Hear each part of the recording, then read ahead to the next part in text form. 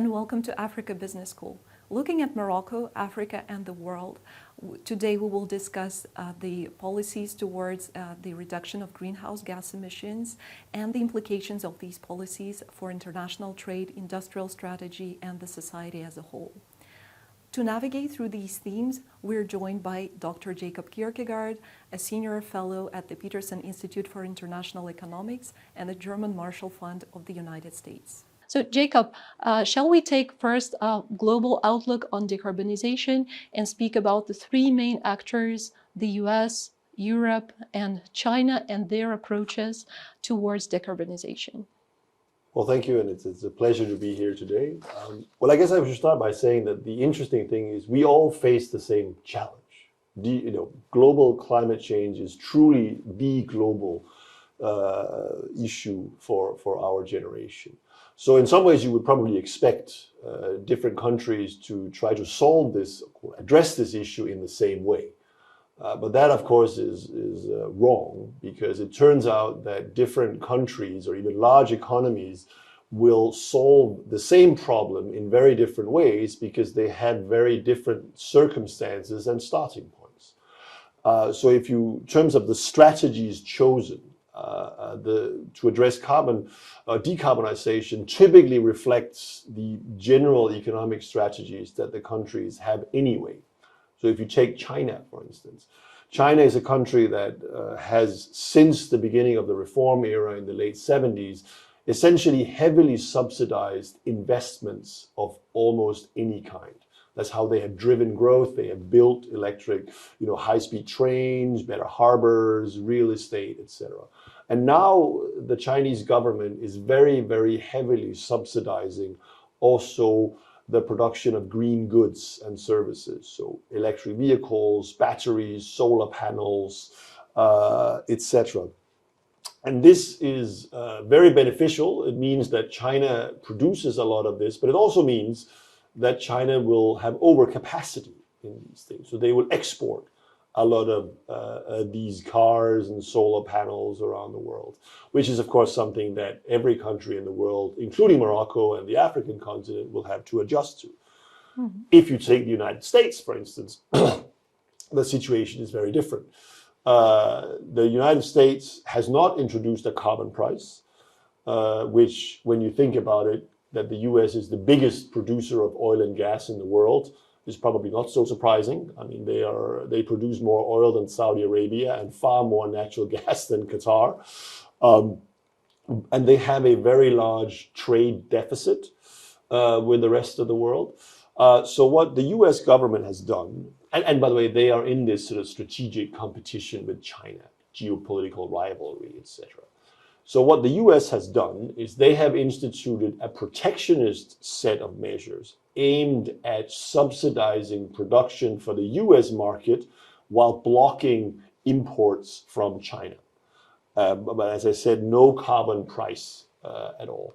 And then there is the EU, which has, as the only major economy, introduced a very aggressive carbon price, which, if you think about it, the EU is one of the largest oil and gas importers in the world. So it actually sort of makes sense for the EU to try to reduce fossil fuel imports as soon as possible. But obviously, if you have a carbon price, that has its own trade policy implications that are certainly very real for countries like Morocco, when the EU will begin to protect, quote unquote, itself against imports from countries that don't have a carbon price. But as I said, the key point is that we're trying to address the same challenge, but in very different ways. And this leads to friction, particularly in trade. When we speak specifically about China and the way it subsidizes the green technologies, I know that in your view, this is a public good. Could you please expand a little bit on this? Yeah. I mean, my view basically is that the biggest and most important challenge we face is climate change. And therefore, the overarching goal should be to decarbonize as soon as we can. And I believe very strongly that what will help us get there is if we get the foundational technologies for decarbonization in place as quickly as possible and at the lowest cost possible. That means, first and foremost, green electricity production. That means that, in my opinion, when China subsidizes the production of solar panels very heavily, it already has economies of scale from the Chinese market itself. It means that Chinese produced solar panels will simply be, in my opinion, forever cheaper than solar panels from anywhere else in the world. Some will say, well, that's terrible because it means that we can't start local production of solar panels in Morocco or in Europe or in the United States. And I would say, yes, that's probably true. But you, on the other hand, get below the cost of production, typically, solar panels that you can install in your economy and kickstart the green transition at home with green electricity from these very low-priced Chinese solar panels. And that's what I mean when it's a global good.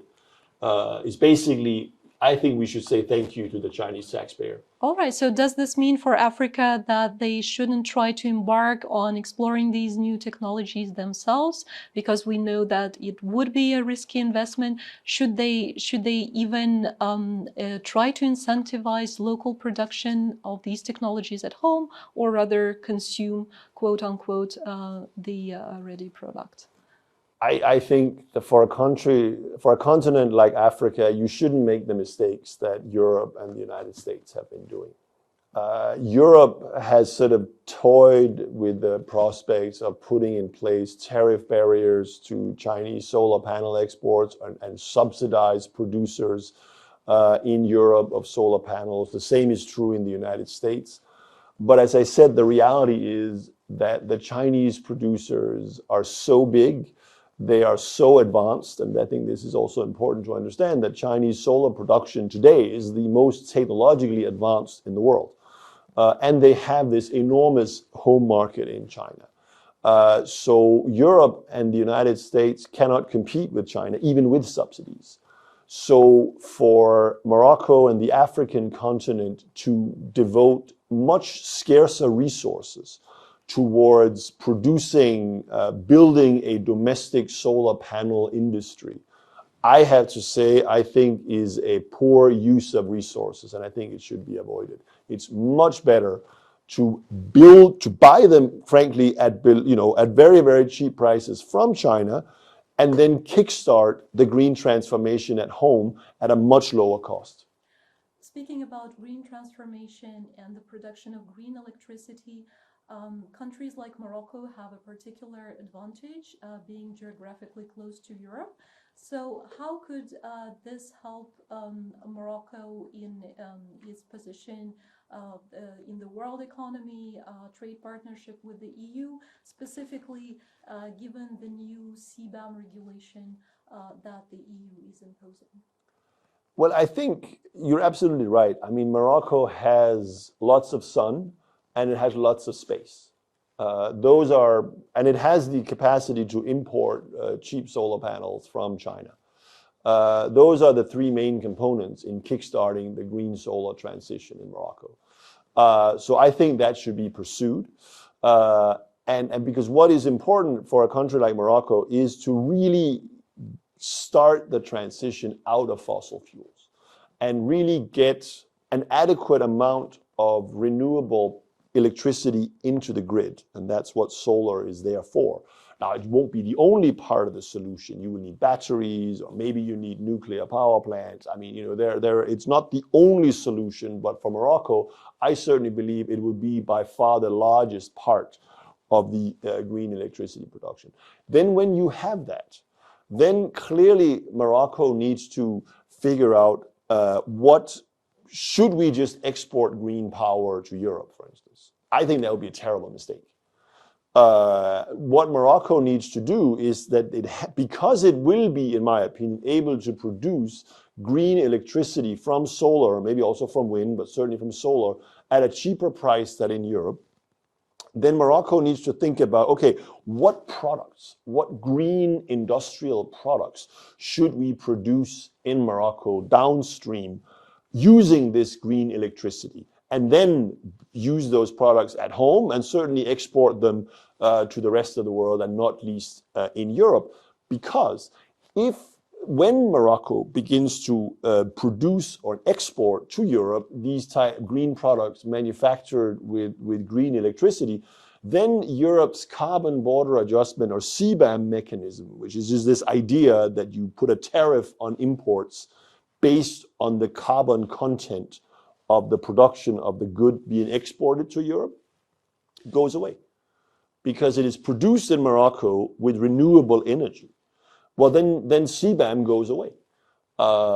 And this will be true not just in Europe, this will be true in many countries around the world. But again, because I think Morocco will have access to cheaper renewable energy than probably in Europe, Morocco should exploit that comparative advantage to produce in Morocco as many green goods and services using that energy as it can. So we know that CBAM started with just spanning a few industries, but now this has expanded. So do you see any particular risks for countries like Morocco or other African countries? Or in the view of what you just said, we shouldn't worry about it? Oh no, Morocco and African countries should worry a lot about it. Morocco shouldn't worry about it when it has fully decarbonized. Right. Then it is not an issue. But Morocco, and especially, of course, OCP and the phosphate industry is already affected by CBAM. It's one of those sectors covered by CBAM. So it will gradually, from 2026 to 2034, be subject to the full European carbon price. And because the carbon price in Europe today is somewhere about 60 euros a ton, which is quite high, the political pressure in Europe to expand CBAM to cover many more subjects, goods and services, potentially even agriculture, which might also be affected. Then the problem for Africa especially will be, well, then you will not be able to export agricultural goods, for instance, or any other good, if you are not yourself fully decarbonized. So absolutely, Morocco and the African continent should pay very close attention to this. And it is, in fact, in my opinion, not the main reason, because the main reason is domestic. You want to decarbonize for the future of your own country and the health benefits, etc.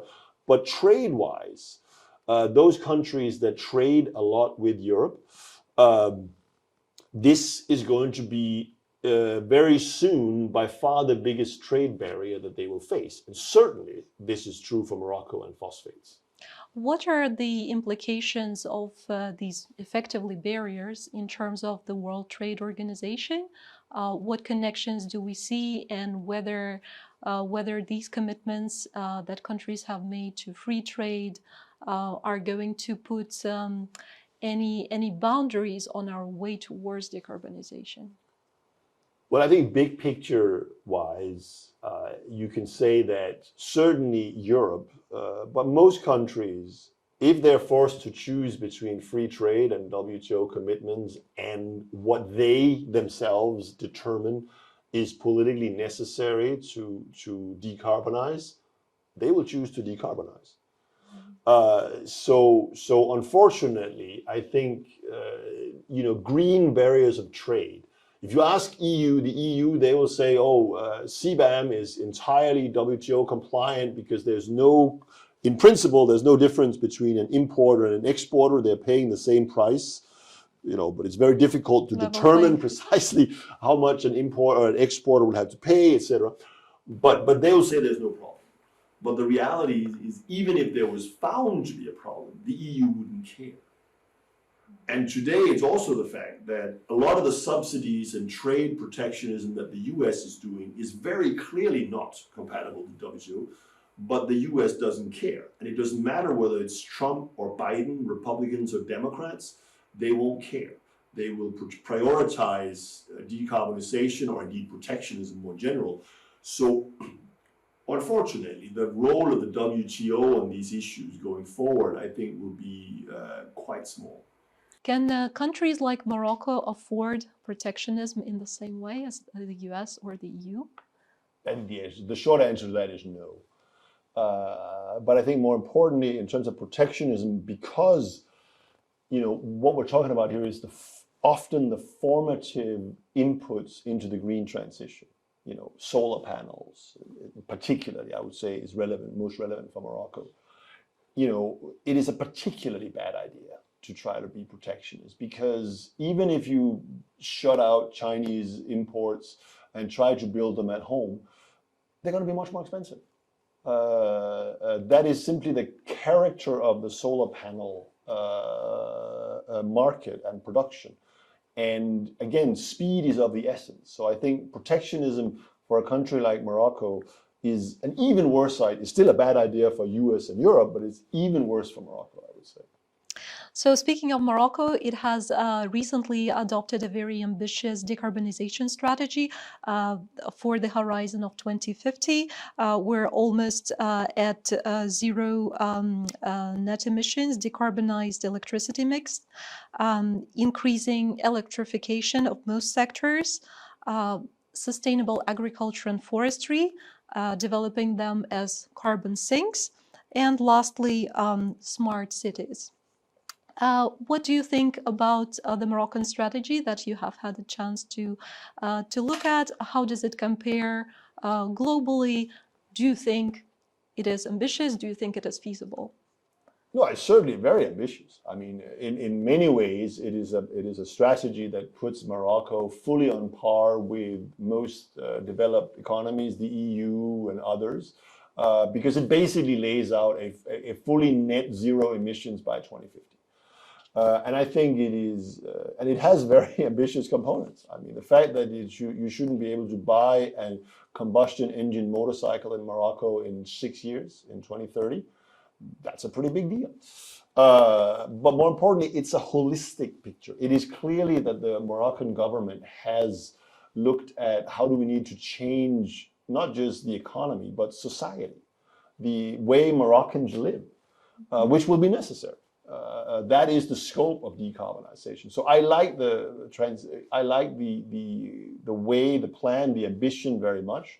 The one thing that I will say is I think that the plan makes a big bet on the use of hydrogen in transportation for trucks. 50% of Moroccan trucks are supposed to be hydrogen driven by 2050.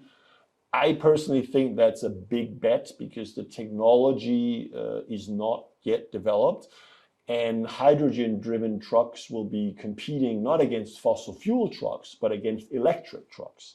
And I think that that technology race is not settled yet. And then the strategy is it says Morocco should introduce a carbon market. I think carbon markets is the right way to go. But they're also hugely controversial. It's very redistributive. Who should pay the carbon tax? What should the level should the carbon tax be at, and when should it be introduced? The plan says nothing about that. So I think the Moroccan government is going to have to put some meat on those bones very soon. That's right, and look at the EU experience.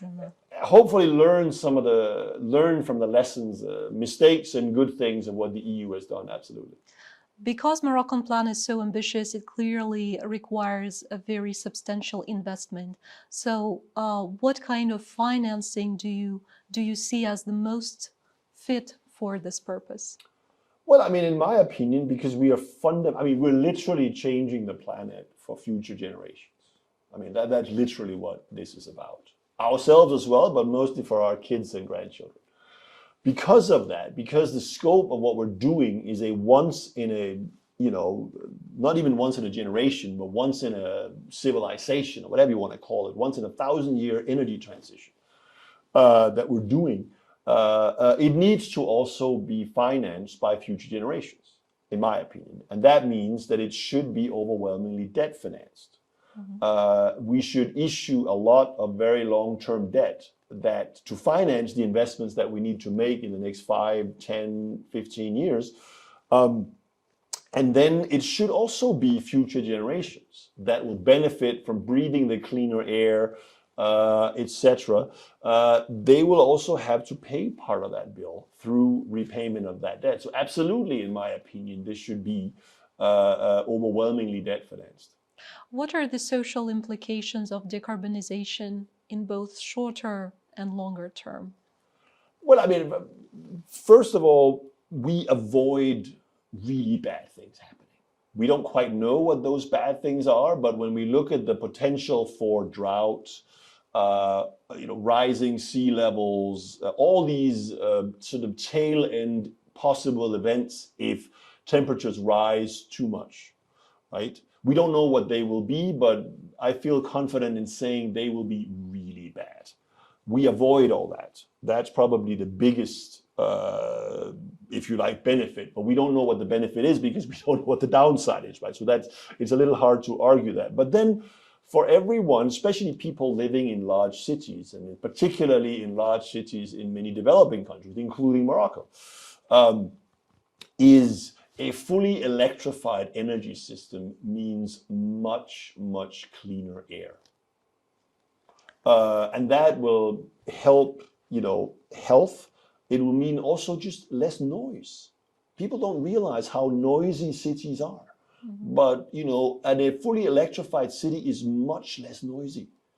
And again, we're talking about things like, psychic, sort of mental health and these types of things, ability to sleep. There's a huge amount, generally a huge amount of intangible benefits of decarbonization for society as a whole. And my last question would be, how do you think Morocco and countries like Morocco, other African countries, take best advantage of this global journey towards decarbonization? Well, I think that the first thing is that we, one should really take full advantage of the global economy. Because what the globalization does, especially China, but also companies from around the world, is they produce the goods at the lowest possible price. And if you want to kickstart the green transition, especially in countries with less resources than, say, the EU or the US or China, like Morocco, like African countries, you have to be price conscious. You should always pay the lowest price for the most core fundamental components of the green transition. And that certainly means you shouldn't do protectionism, but you should start now, which is, of course, what the Moroccan transition plan is aiming to do, because this will, the barriers to economic interaction with Europe and with other countries because of this will only grow. So time really is of the essence. Jacob, thank you very much for your insights today. Pleasure. So, to subsidize or not to subsidize, free trade or green barriers, and finally, who should pay for the green transition? These are some of the questions that we have discussed today with Jacob Kirkegaard. Thank you so much for watching.